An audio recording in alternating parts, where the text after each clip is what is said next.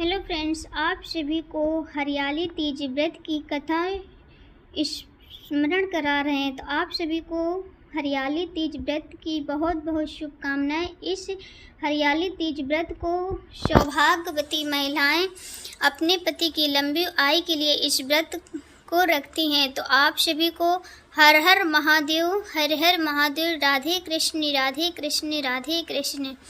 तो आप लोग कथा सुनाने जा रही हूँ।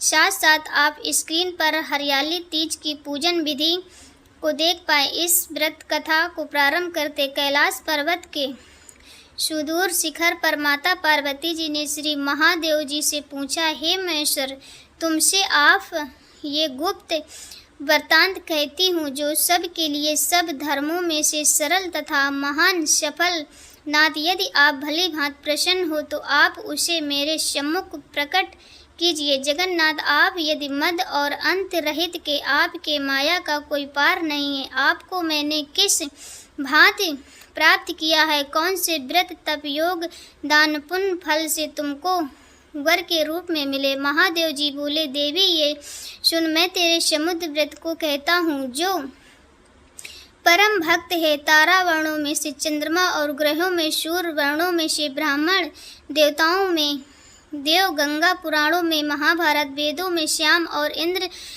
मनुश्रेष्ठ, वैसे ही पुराण और वेद सब इन वर्णन आया है, जिसके प्रभाव से तुमको मेरा आधा आसान प्राप्त हुआ है। प्रिय, मैं उसी को तुम्हें वर्णन करता हूँ, सुनो। भद्रपद अर्थात भादो मास के शुक्ल पक्ष की हस्त नक्षत्र संयुक्त हरियाली तीज के दिन इस व्रत का अनुष्ठान मात्र करने से सभी पापों का नाश हो जाता है।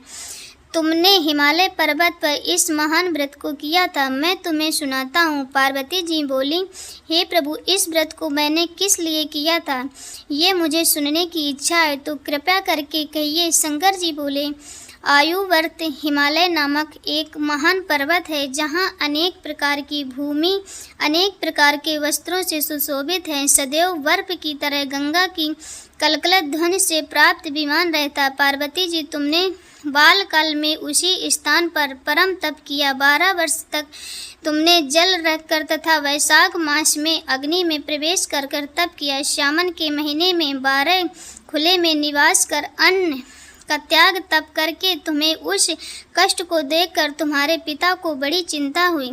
तब चिंता दूर होकर सोचने लगे कि उस कन्या की शादी किसके साथ सदैव योग्य रहे। ब्रह्मा जी के पुत्र नाराजगी से भी नारद जी आए। तुम शैलपुत्री को देखकर तुम्हारे पिता हिमालय के देव ऋषि को अर्धपत्र आसन देकर सम्मानित सहित बिठाया और कहा, हे मुनिवर, आपने ये आने का कष्ट किया है क्या? नारद जी बोले, गिरिराज, मैं विष्णु भगवान का भेजा हुआ यहाँ आया हूँ। तुम मेरी बात सुनो। आप अपनी कन्या को उत्तम वर को दान करें। ब्रह्मा, इंद्र आदि देवताओं में से विष्णु भगवान के समान कोई भी उत्तम नहीं, इसलिए मत कन्यादान का भगवान विष्णु को ही ने हिमालय भोले भगवान वसुदेव ग्रहण करना चाहते हैं और इस कार्य के लिए आगमन हुआ है, तो ये मेरे लिए गौरव की बात है। मैं अवश्य उन्हें ही दूंगा। हिमालय पर आसन सुनाने की देवऋषि नारद जी आकाश में अर्धांध हो गए और चंद्र शक्र गदा पद पीताम्बराधारी भगवान विष्णु के पास पहुँचे। नारद जी के हाथ जोड़कर भगवान विष्णु से कहा, प्रभु, आपका विवाह कार्य निश्चित हो गया। इधर हिमालय ने पर्वत पार्वती जी से प्रसन्नता पूर्वक, पिता पुत्री, मैंने तुमको गरुड़ध्वज भगवान विष्णु को अर्पण कर दिया है। लेकिन पिता वाक्यों को सुनते ही पार्वती जी अपनी सहेली किधर गई और पृथ्वी पर गिर गई। विकसित होकर विलाप करने लगी। उनको विलाप करते हुए देख सखी बोली, देवी, तुम किस कारण से धूप आती हो? मुझे बतलाओ, मैं अवश्य तुम्हारी इच्छा पूर्ण करूँगी। पार्वती बोली, हे सखी, तुम सुन, मेरे मन की अभिलाषा है कि बिगाड़ ना चाहे, इसलिए निसंदेह इस शरीर का त्याग करूँगी। पार्वती जी के इन वचनों को सुनकर सखी ने कहा, हे देवी, जिस वर को पिता ने देखा है, तुम वहाँ चली जाओ। तब पार्वती तुम ये वचन सुनते ही चली गई। पिता हिमालय तुमको घर में न पाकर सोचा कि मेरी पुत्री को कोई देव देवताओं अथवा किन्नर हरण कर ले गया। नारद जी को वचन दिया था कि पुत्री का गरुड़ ध्वज भगवान के साथ वर्ण करूंगा। हाय, ये कैसा हो गया। ऐसा सोचकर बहुत चिंतन होकर मूर्छित हो गए। सब लोग हाहाकार करते हुए दौड़े और मूर्छा दूर होने पर गिरिराज जी बोले, हमें आप अपने मूर्छा का कारण बताओ। हिमालय बोले, मेरे दुख का कारण ये है कि मेरी रत्न रूपी कन्या का कोई अपहरण कर ले गया है, सर्प डस गया है, किसी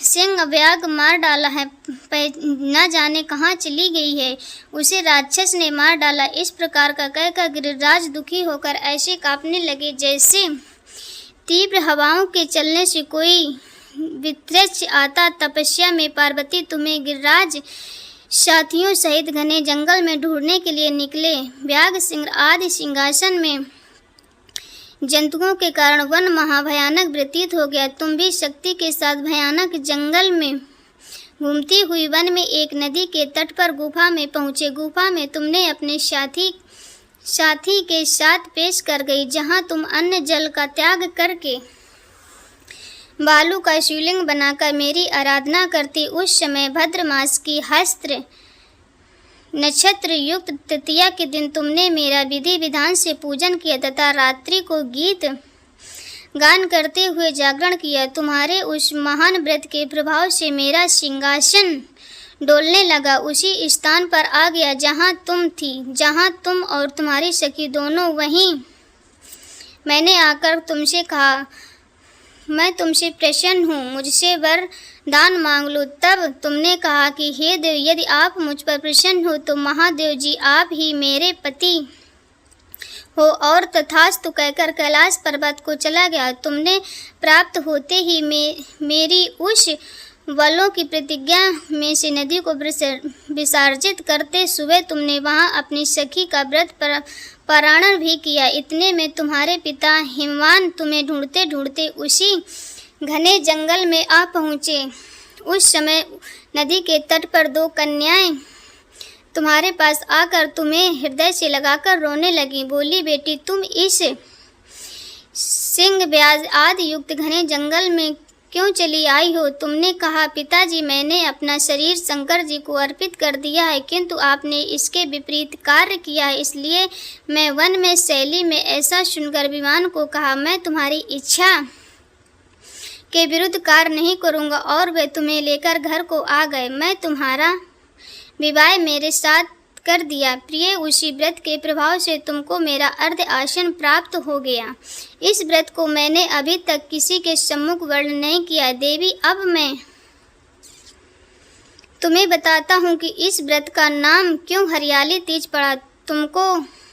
तुम्हें बता सखी हरण करके ले गई, इस कारण इस व्रत का नाम हरियाली तीज व्रत पड़ा। पार्वती जी बोली, हे स्वामी, आपने व्रत राज का नाम तो बता दिया, किंतु इसकी विधि एवं फल, इसके करने से किस फल की प्राप्ति होती? तब भगवान शंकर बोले, इस व्रत को स्त्री जात के अति उत्तम व्रत की विधि सुनाइए। तब भगवान शंकर बोले, हे देवी, स्त्री जात की अति उत्तम विधि सौभाग्य की इच्छा रखने वाली स्त्रियां इस व्रत को विधि पूर्वक करके खंडों मंडप बनाकर उसे वन मंदिरों में सुशोभित कर विविध रंगों से उत्तम रेशमी वस्त्र, चांदनी, ऊपर तान में चंदन आदि सुशोभित का लेप लगाकर स्त्रियां एकाद संग्रद मग्र आंग्रे बढ़ने से विधि विधान से पूर्वक मंगलाचार करके गौरी शंकर के बालों में निर्मित प्रतिमा स्थापित कर पर फिर भगवान शिव पार्वती जी का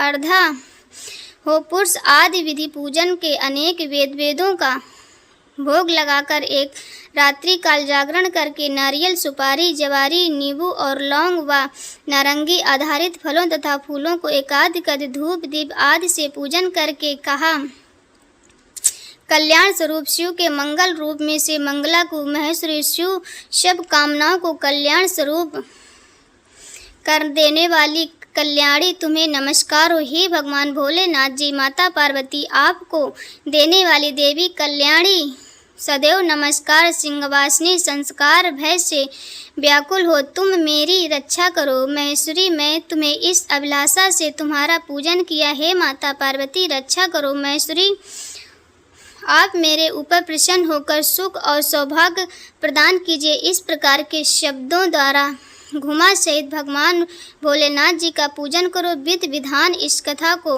गौतम शस्त्र आभूषण आदि ब्राह्मणों को दान करें। इस प्रकार के व्रत करने से सभी